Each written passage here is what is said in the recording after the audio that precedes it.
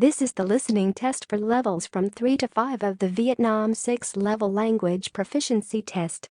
There are 3 parts to the test. You will hear each part once.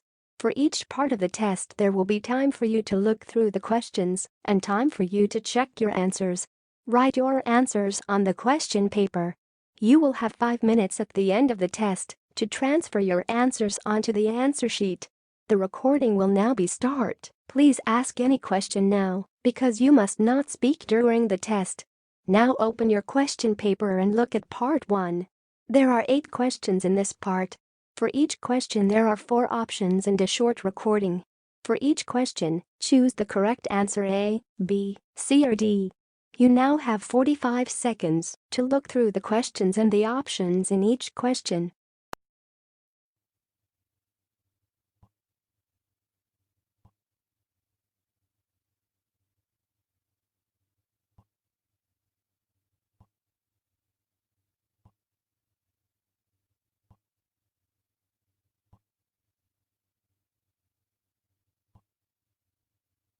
Now we are ready to start. Listen carefully.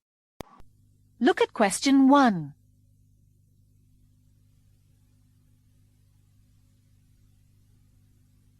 One. What time is it?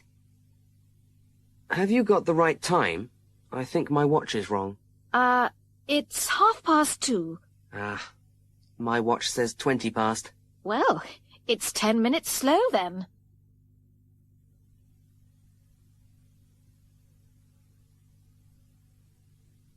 Two. What's Michelle going to read? Can I read your newspaper, Michelle? Didn't you bring a book with you? Yes, but it's not very interesting. Oh, here you are. I'll read this letter from John.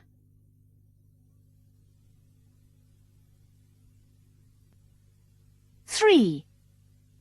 How much did the tickets cost? Oh, hi. Did you have a good time at the theatre last night? Well, the play was excellent, but the tickets cost $90 each. That's not too bad if the play was good. No, perhaps you're right.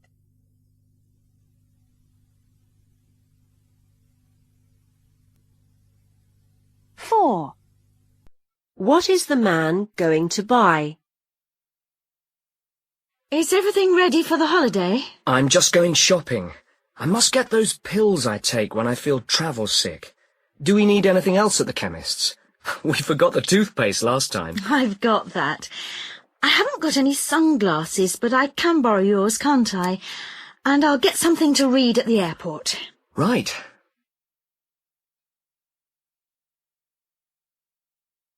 5. Which dress is Kate talking about? Oh, Mum, this dress is still dirty. It can't be, Kate. I've only just washed it. Well, it is. The mark on the collar has gone, but there's still a small one here. Look, it's at the front just below the button. It's where I spilt some Coke last week.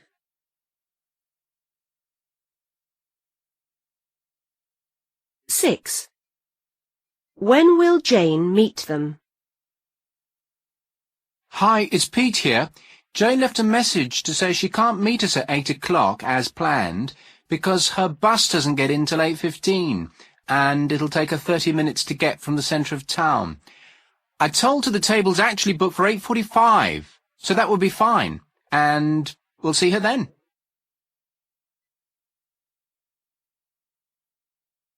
7. Which morning activity is for beginners? At 10 a.m. tomorrow morning there will be swimming lessons at both intermediate and beginner level. Then there will be volleyball practice at 11:30 for all those of you who are already in one of the teams. Also in the morning, for those of you who already know how to sail, there's a chance to do some practice on your own. There will be lessons in both sailing and windsurfing for beginners after lunch. 8. Which painting does the woman decide to buy? They're all nice, but you see a lot of flowers everywhere these days, don't you? So that wouldn't be my choice. The same goes for animals, actually, although I do quite like the one at the horses. So it looks like it'll have to be the one with the boat. It will be a change from that bowl of fruit I've had on the wall all these years, anyway.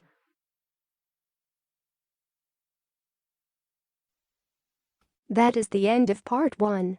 Now turn to part 2. You will hear 3 different conversations. In each conversation there are 4 questions. For each question, choose the correct answer A, B, C or D. You will hear the conversations only once. Now open your question paper and look at the conversation 1. You now have 25 seconds to look through the questions and the options in each question.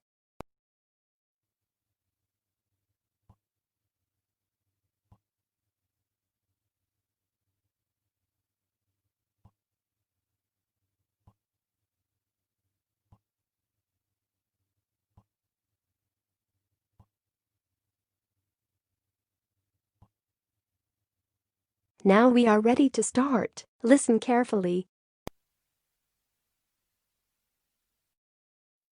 Bye, Mum. See you later. How are you getting to college? It's already 5 to 9. You've missed the bus. Are you going to walk? No, I'm borrowing your car, remember? Oh, Matthew, I need it today. If you want to borrow the car, you need to ask me several days before. Sorry, you're going to have to walk. It just isn't convenient today. But I did ask you. We talked about it last week, don't you remember? I've promised to help Alan move all his books and things after my lecture today. He's moving to a new flat and his car's broken down. I've got to help him move his things. He can't stay in the old flat after today. I promised him. All right, all right. Of course you must keep your promise. I remember now, you did tell me, but I thought you said next Wednesday. You said the 9th, and that's next week when I'm in Birmingham for a meeting, so I shan't need the car. I didn't ask for it next Wednesday. I've got an exam next Wednesday. I can't help Alan when I'm doing an exam, can I? No, I suppose not. Well, I expect you're right. I didn't write it down, so it's my fault. Next time, we must both write it down and make sure we write down the same date. OK. So, can I have it today? I need to go or I'll miss my lecture. Well, what am I supposed to do? I need to be at work in half an hour. Well, I'll give you a lift there on my way to college. How about that? I suppose I haven't got much choice. Come on, then. Now open your questions paper and look at conversation 2. You now have 25 seconds to look through the questions and the options in each question.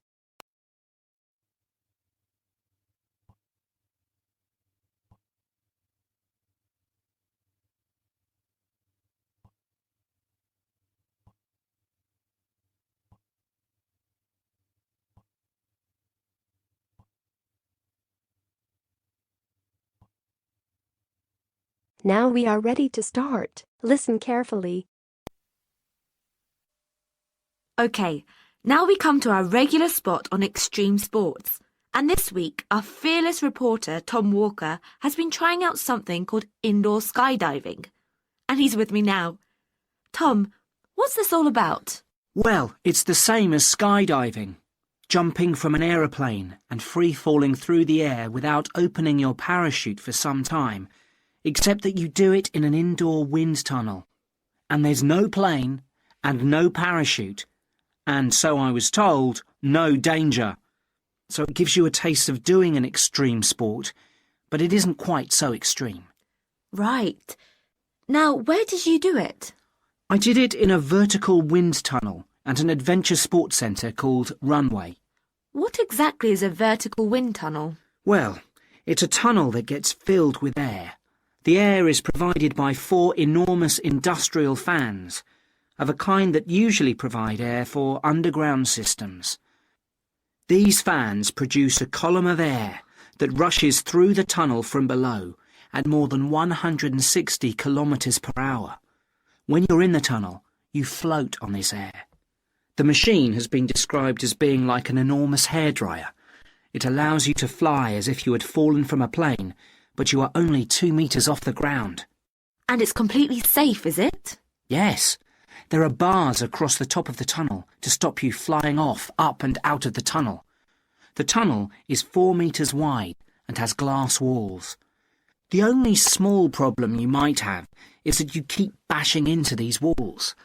But you're not really going to hurt yourself a lot by doing this. The only injuries you are likely to get are sore elbows and knees. In fact, it's so safe that the centre is open to anyone over the age of 4. In America, where the idea was invented by the military in 1994, pensioners in their 80s regularly have a go.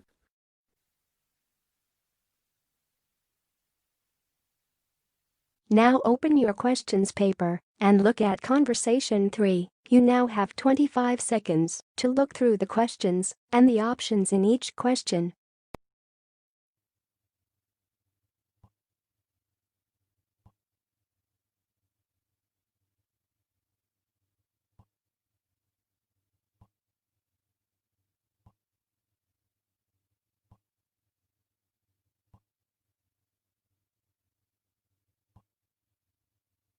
Now we are ready to start. Listen carefully. Hi, Yun. As you know, I've asked you here today to discuss the future of our self-access centre. We have to decide what we want to do about this very important resource for our English language students. So, can you tell me what the students think about this? Well, from the students' point of view, we would like to keep it. The majority of students say that they enjoy using it because it provides a variation on the classroom routine, and they see it as a pretty major component of their course. But we would like to see some improvements to the equipment, particularly the computers. There aren't enough for one each at the moment, and we always have to share. Well, yes, the teachers agree that it is a very valuable resource, but one thing we have noticed is that a lot of the students are using it to check their personal emails. We don't want to stop you students using it, but we think the computers should be used as a learning resource, not for emails. Some of us also think that we could benefit a lot more by relocating the Self-Access Centre to the main university library building. How do you think the students would feel about that, Yun? Well, the library is big enough to incorporate the Self-Access Centre, but it wouldn't be like a class activity anymore. Our main worry would be not being able to go to a teacher for advice. I'm sure there would be plenty of things to do, but we really need teachers to help us choose the best activities. Well, there would still be a teacher present, and he or she would guide the activities of the students. We wouldn't just leave them to get on with it. Yes, but I think the students would be much happier keeping the existing setup. They really like going to the Self-Access Centre with their teacher and staying together as a group to do activities. If we could just improve the resources and facilities, I think it would be fine.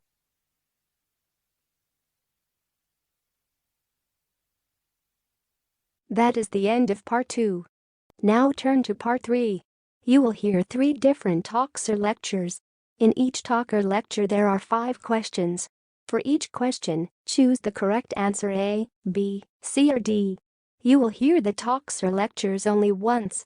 Now open your questions paper and look at talk or lecture 1. You now have 35 seconds to look through the questions and the options in each question.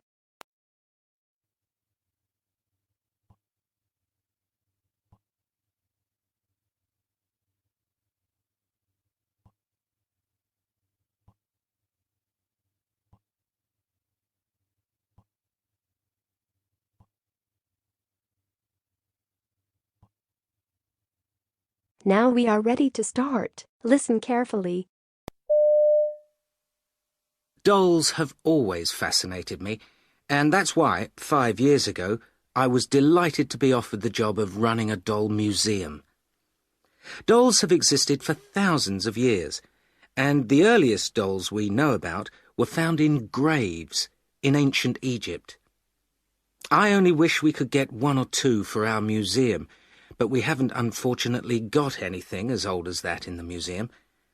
All the same, we have got examples from Europe from the 12th century, but my favourite early dolls are actually from the 17th century. They interest me not just because they are early, or fairly early, but also because of the clothes they're wearing. They have their original clothes, and from them we know what the owners wore, since dolls in those days were always dressed like their owners. They were made of the only material readily available for things like this at the time, solid wood, and they were painted in great detail. In fact, on the best examples, like the ones in the museum, the detail includes the 17th century makeup. Dolls like these were very expensive then, and only the very rich could afford them. These days, they're popular with collectors, and if you want one today, you have to pay anything up to £10,000 for a doll in perfect condition from this time.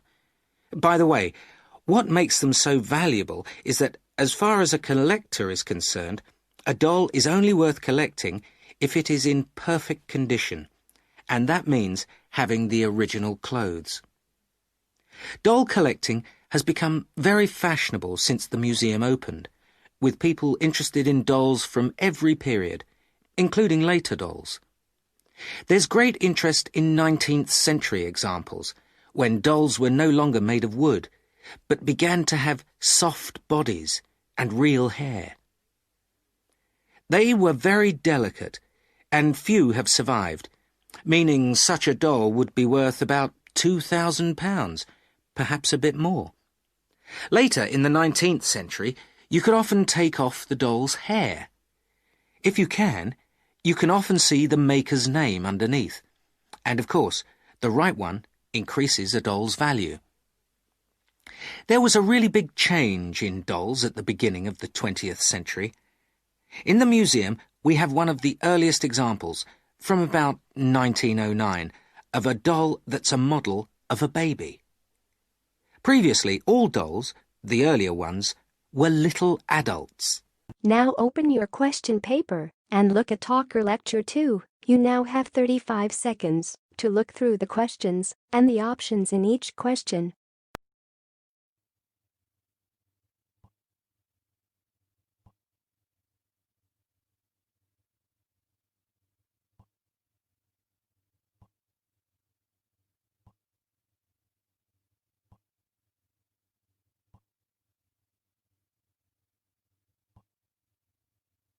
Now we are ready to start. Listen carefully.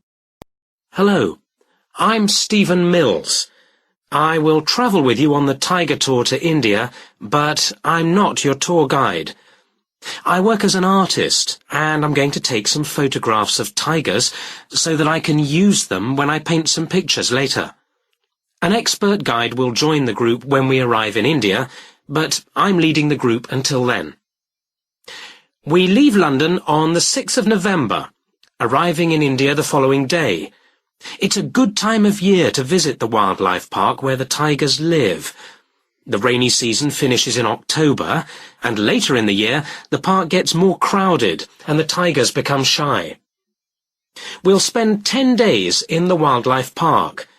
There are 20 other types of animal and 300 types of bird to see, as well as tigers. There are 18 of us all together, and everything is organised for our comfort by the tour company.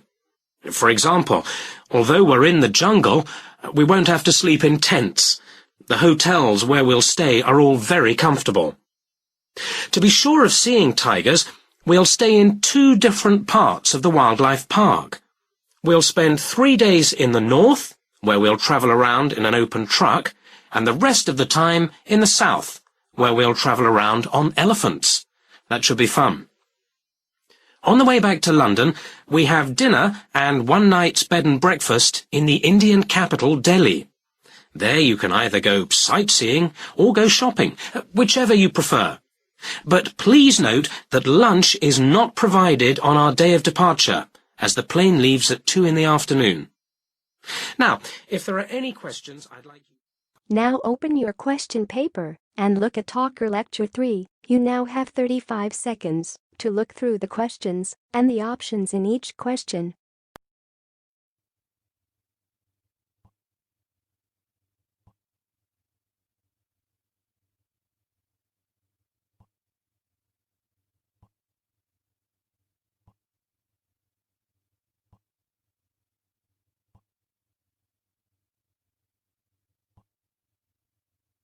Now we are ready to start. Listen carefully.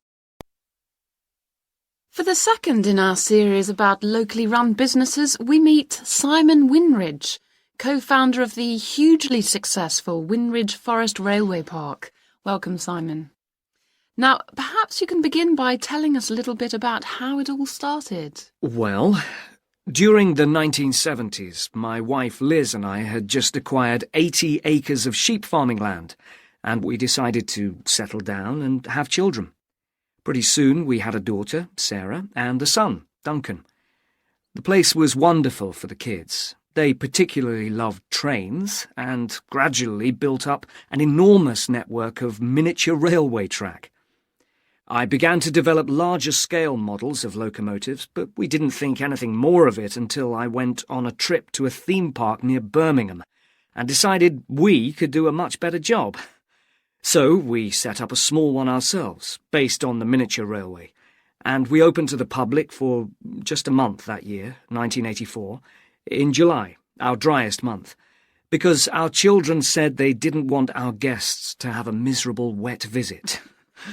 I dealt with park business and Liz carried on with the farm work.